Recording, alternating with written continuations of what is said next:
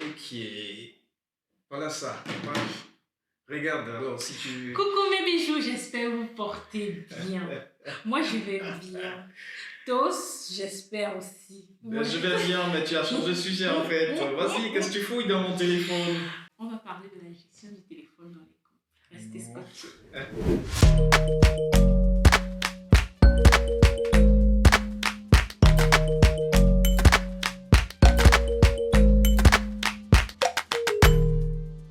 Coucou mes bijoux, voilà, de retour dans ce studio, vous êtes sur Radio Camille, vous écoutez Tostas. Alors, on vous l'a dit, l'émission Pala où on vous lance des débauches de sujets, de thématiques, que vous abordez partout. Et voilà qui suscite la réflexion. Et bien évidemment, vous en tant que formateur, vous nous le rendez en commentaire et nous les apprenants, on apprend.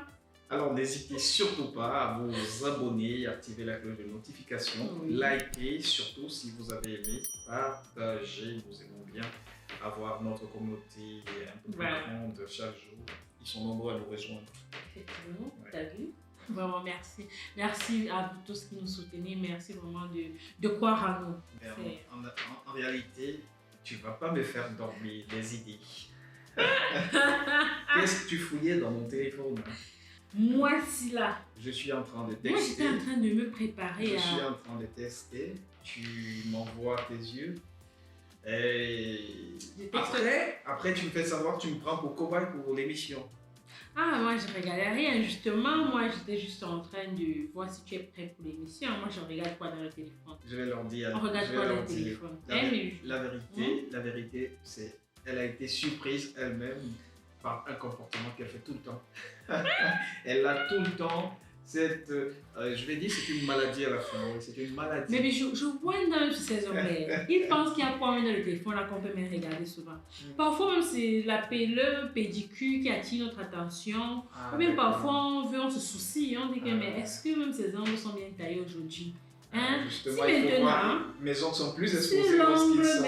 Ah oui, là j'ai compris finalement, c'est s'il y a coïncidence entre quand tu te soucies de ses ongles et qu'il est en train de manipuler son téléphone, pour nous quoi dedans? C'est nous qui créons les coïncidences. Quelle astuce! Ah non, on se soucie même des gens, ils disent que le téléphone, tu fais quoi le téléphone? Mais tu sais, moi aussi bien souvent je vais regarder tes ongles. Hein. Voilà, il faut regarder. Bien souvent. Merci de me filer ce... Donc, voilà une astuce. Dites-nous, affaire téléphone dans le couple là, ça se passe comment? Laissez-nous en commentaire mes bijoux. La gestion du téléphone dans le couple. Parce que c'est un sujet vraiment très sensible. Très sensible à mon avis tous. Oui, tu serais en train de me demander si j'accepterais que tu regardes dans mon téléphone. Moi, je te demanderais plutôt, mais quand souvent on met du genre les empreintes, le code, la face, ou c'est même encore le derrière du pied. Il y a de 4 types de codes là. Quand on met tout ça là pour pouvoir décoder le téléphone dans un couple, c'est tout ainsi quoi. Oui, mais parce que, tu sais, cela participe de ce que nous, on aime bien souvent se tester aux nouvelles technologies. Alors, les gens ont créé les codes. Alors, justement, on se dit, alors, mais je vais aussi essayer, c'est comme un jeu, tu vois. Voilà, je mets un code dans mon téléphone, mais il n'y a pas d'intention derrière, c'est juste un jeu. Ça te plaît de devoir faire un schéma comme ça pour déverrouiller le téléphone. C'est ça, c'est juste ça, c'est un jeu. Pourquoi nous les femmes, on n'est pas trop sur vouloir faire les jeux technologiques? Et puis je vais même plus loin. As-tu besoin forcément de faire tes jeux de découverte de technologie à Bakatala sur le téléphone? Il n'y a pas le computer, tu ne peux pas faire sur l'ordinateur et tout. Pourquoi c'est sur le téléphone? Mais parce que le téléphone est petit, tu l'emmènes partout, donc du coup, voilà. Tu sais, ça m'arrive souvent de faire mon schéma tout le temps. Je le fais et après je verrouille, je le fais encore. C'est juste ça, c'est un jeu, rien d'autre. Ok. Les 10 000 codes là, c'est pour la technologie, besoin de technologie. Pour la faire avancer. Pardon, mais tonton, laissez en commentaire si vous parlez son avis ou bien dis-nous aussi, parce que chacun a sa raison. Par contre, j'ai une question. Ah d'accord. Pourquoi vous, les femmes, aimez toujours penser que lorsque nous avons mis un code dans notre téléphone, c'est parce qu'on vous cache quelque chose? Mais Si vous ne cachez pas quelque chose là, pourquoi le code? Parce que moi je me dis, hormis tes affaires de technologie que je ne crois même pas une miette de seconde là. Mais que tu comprends quand même. Que j'entends, ça entre ici, mais ça ne reste pas. Moi je me dis, si vous êtes en couple, le code là ça sert à quoi? On est en couple, ça veut dire qu'on partage tout. Ça veut dire que s'il y a, en fait, si je dis que par exemple, je veux l'explication sur ça là que j'ai vu dans mon téléphone. Oui. Mais tu me donnes l'explication tranquillou. Juste en quoi ça veut dire que tu peux tout expliquer et tout. Donc tu n'as pas besoin de mettre le code sur le téléphone. Vous en pensez comme un bijou. Mais bon, ne m'arrête même pas parce qu'à faire gestion de téléphone dans le couple là, on va aller plus loin. Dans un couple, quelles sont les heures? Ça devient sérieux. Quelles sont les heures par exemple pour joindre si tu veux appeler? Si tu es dans un couple, bien sûr, vous vivez ensemble. Qu'importe votre statut, est-ce qu'il n'y a pas des horaires peut-être pour appeler? Tout le temps, ça va. Tout le temps, ça va, pourvu que l'autre soit disponible à parler, voilà, tout le temps. Donc, je vais dire appeler, tu es avec ta personne à la maison, déjà tu peux passer des coups de fil à l'extérieur. Oui. Il n'y a pas des horaires, par exemple, après 22h, non? D'accord. Tu ne dois pas recevoir certains appels. Ou bien être sur le téléphone avec ta partenaire à côté ou ton conjoint à côté, être sur le téléphone constamment. D'accord, je me sens un peu coupable, quoi. Ça va, j'étais au téléphone lorsqu'on a commencé. Mais je vais dire que oui, c'est un peu impoli. C'est un peu impoli. Là, je te donne raison. C'est... Ils ont là de tourner. Sincèrement, c'est peut-être mieux qu'on demande l'avis d'un bijou. Oui, je me dis tu n'as pas tort, Pardon, s'il te plaît, fais-le, parce que franchement... Tu es loin d'avoir raison.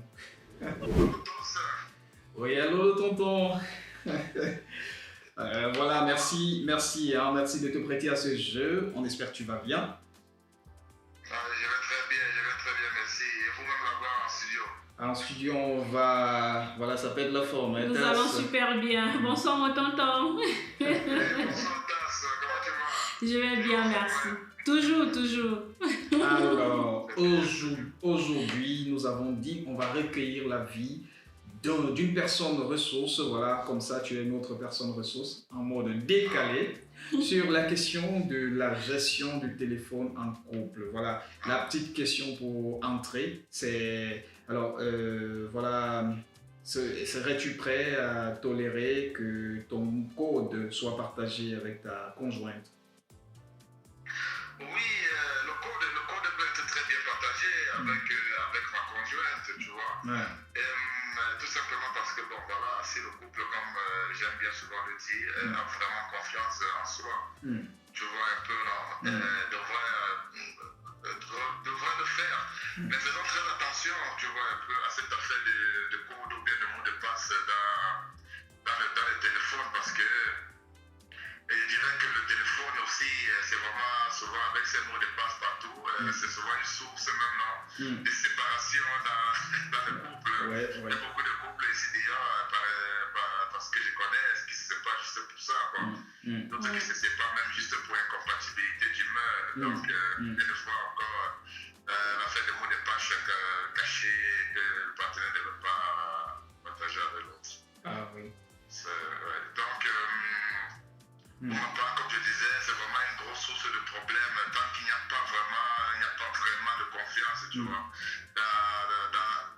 dans le couple, quoi. Et surtout quand la partenaire ou bien le partenaire est vraiment quelqu'un de possessif et de, comment dire, jaloux, qui veut tout savoir, tout lieu. Si la personne n'est pas au courant de tout ce qui se passe, c'est un gros problème. C'est un gros problème. Et puis, il y a un grand comédien au Cameroun, là, je ne sais pas si vous le connaissez, qui a dit l'union d'un couple ne signifie pas la fusion de ce couple. Donc, ça veut tout simplement dire que, voilà, si nous sommes en couple, je n'ai pas l'obligation, tu vois, un peu de partager, disons, toutes ces choses de téléphone, tout avec toi, quoi. Parce que même dans le couple, chacun a souvent un peu son espace, un peu son jardin secret, un peu ce truc. Voilà, les femmes par exemple, elles aiment bien la cuisine et tout ce qui va avec. Évidemment, les hommes, on n'est pas très souvent là-bas. Et les hommes, les appareils électroniques ou bien les voitures. Mon tonton, Oui, j'ai juste une petite question. Donc, le code en fait que vous mettez dans les téléphones, c'est parce que vous parlez des trucs techniques comme football et appareil alors? Le code, généralement, c'est dans ce cas, le téléphone vient automatiquement quand tu dois le régler et il te demande un mot de passe.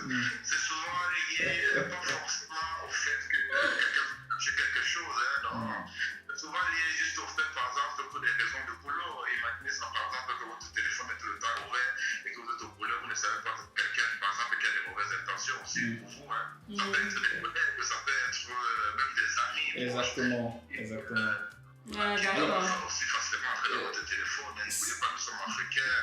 De temps en temps, on se retrouve entre amis et tu ne sais pas toujours qui est à la poste d'extension ou pas. Ah, d'accord. Quand ils viennent chez toi et tout ce qui se passe après, quoi. Oh, oui, avoir un code, c'est toujours important.